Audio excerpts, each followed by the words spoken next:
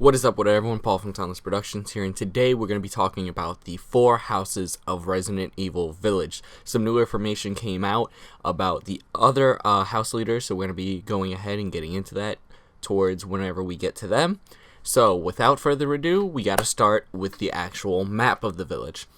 So starting off with the map of the village, in the north, as you guys can see, we have Castle Dimitrescu. We have to the left side of that, we have House Beneviento.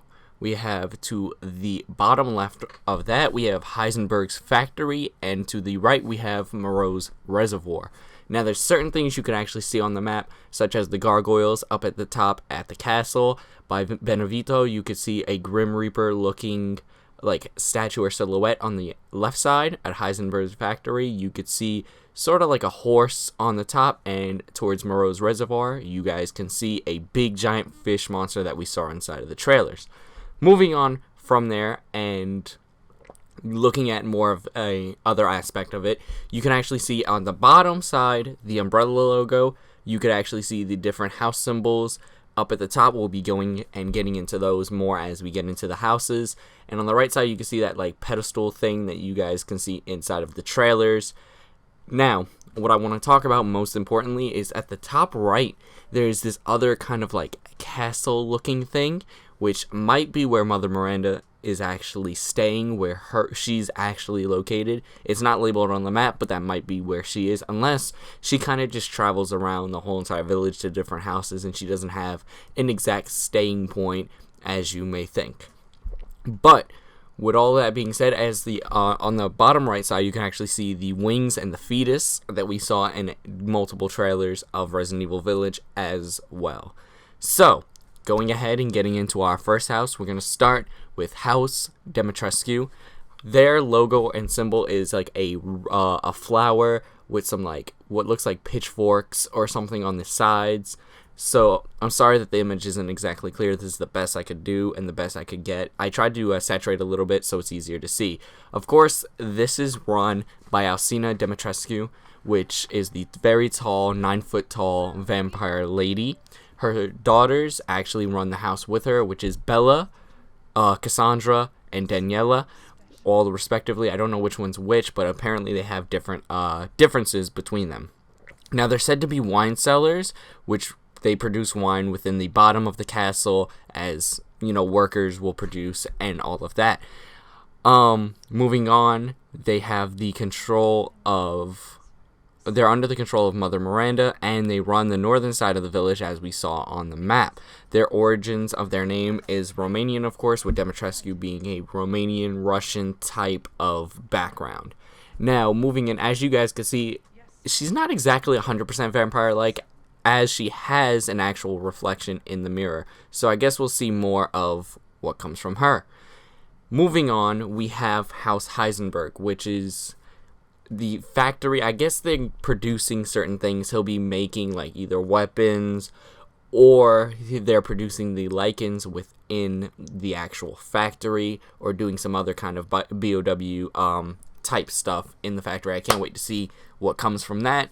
And let's go ahead and get into House Heisenberg.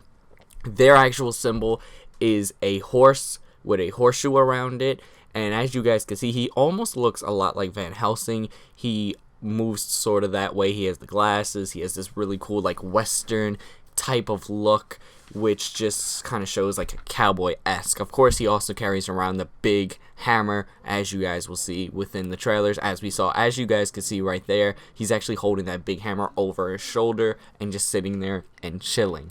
So, it's run by Carl Heisenberg. That's his full name. He's a man with a huge hammer and telekinetic powers. He also looks like he controls the lichens. He's got like some telekinetic powers over them, and he's the one that actually shows them. He owns the southwest side of the village with his factory, appearing to also be... He's also referred to as Alcina's little brother.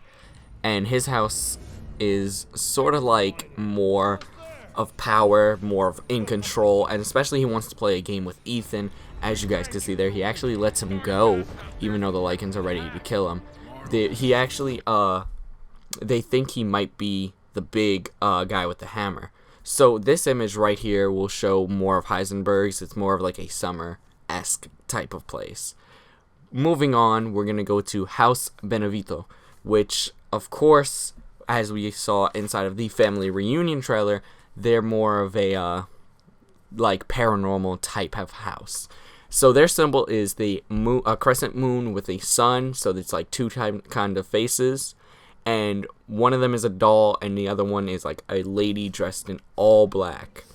So this is what this little doll looks like. This is a big part of what House Beneviento is going to be about, and she kind of like resembles an Annabelle, a Chucky kind of sort. And look at the way she runs. She runs almost like weird, like, I don't know, it's almost like a like chicken or a goose or something like that. But anyway, moving on from there, we're going to go ahead and get into the newer images that they showed. If you look at the an actual zoomed in portion of her face, it almost looks exactly like the house symbol. There's actually a third eye on top. That might be the eye that the cloaked woman could see from, just in case. So here's a better image of them both. As you guys can see, the cloaked woman is taller, and she carries around the doll almost like a ventriloquist-esque type thing, and she just runs or walks around with it. The one on the left, the doll is named Angie, and the one on the right is named Donna, the woman in black. She can't really see, so again, I think that the doll's third eye might have her being able to see, unless she can see out of that black cloak. I don't know, but we'll see exactly how they go with that. There's not much said about them except for their names and as what we saw inside the trailer and what we see right here in this image. But it's going to be very paranormal, like very supernatural. With this is what the house looks like. It almost resembles the Baker house inside of Resident Evil 7. It resembles a lot of the Spencer estate, and like it's just more of a dark, desolate area, and like more, I guess you could say, puzzle-esque.